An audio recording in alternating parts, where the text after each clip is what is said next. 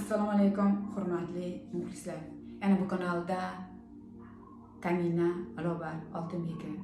Hurmatli muxlislar, bugungi videomda men sizlarga qo'rquv va ishonch haqida gapirib o'taman. Hurmatli muxlislar, inson nega qo'rqadi? Qo'rqishning bitta sababi bor. Bu ham ishonchsizlikda. Ishonmaydi inson o'ziga va boshqalarga, boshqa holatlarga, narsalarga. Ishonchsizlik bu o'sha ikkilanishga, qo'rquvga olib keladi. Agar insonda qo'rquv bor ekan,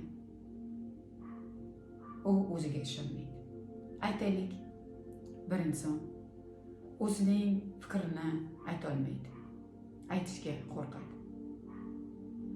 Biron bir ish boshlashga qo'rqadi. Sayohatlarga chiqishga qo'rqadi.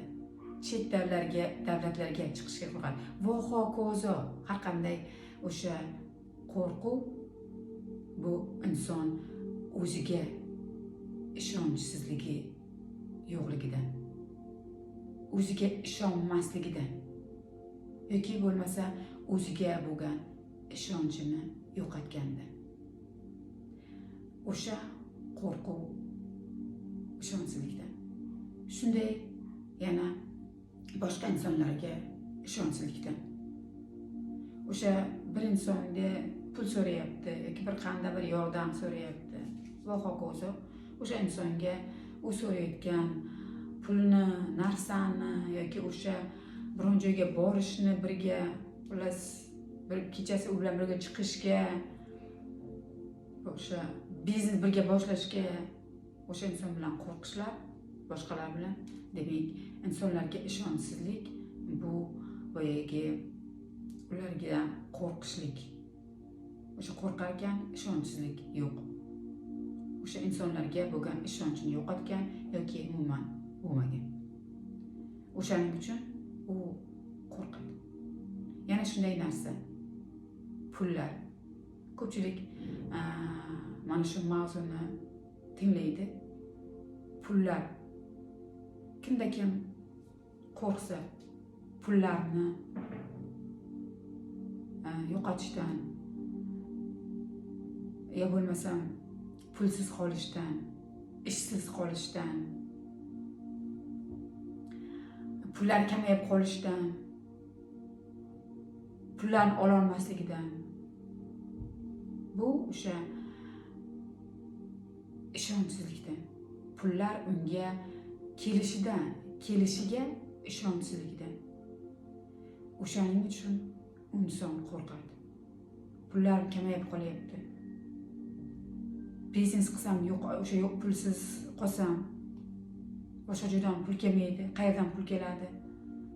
U xullas unga pullar kelishiga ishonmasligidan. Tushunyapsizmi? Bu ishonmasligidan.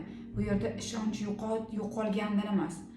Pulda ishonch, mana shu qo'rquv bor ekan, o'zlari xohlagan narsasini puli bo'lib ola olmasdan, o'sha yo'q, ertangi kunni o'ylashim kerak, ertaga qanday yashayman, hozir menga kerak emas, pulim bo'lganda olaman deb o'sha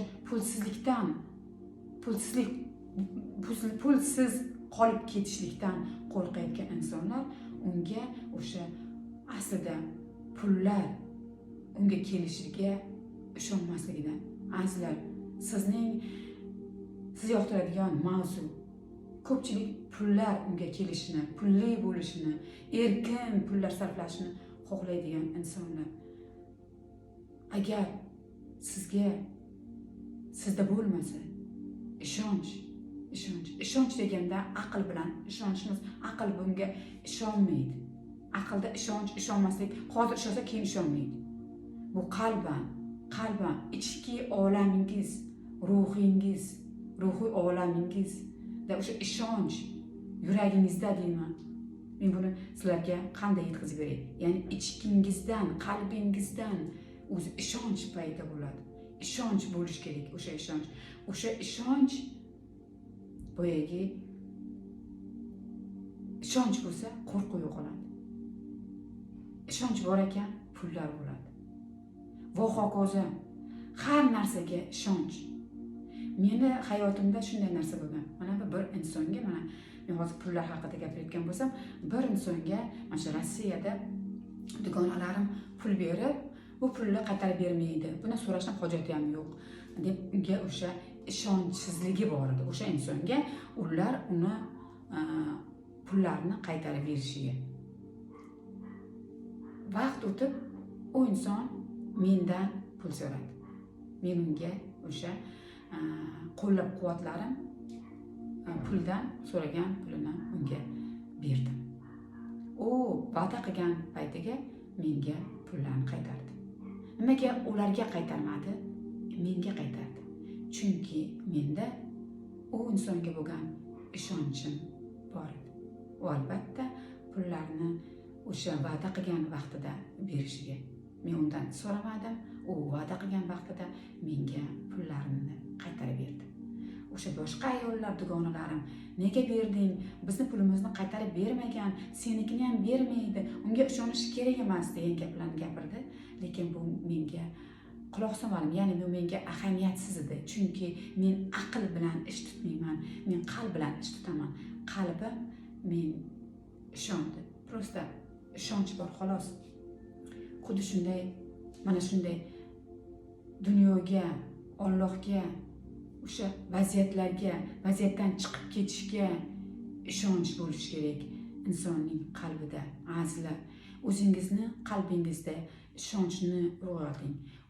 O'sha ishonch o'zingizga bo'lgan ishonch, voh insonlarga bo'lgan ishonch, o'sha pullar kelishiga ishonch, vaziyatlar hozir qanaqadir holatlar, muammolar, siz aytgan muammolar, sizda hozir yashayotgan muammolarga oson va chiqib ketish ishonchi.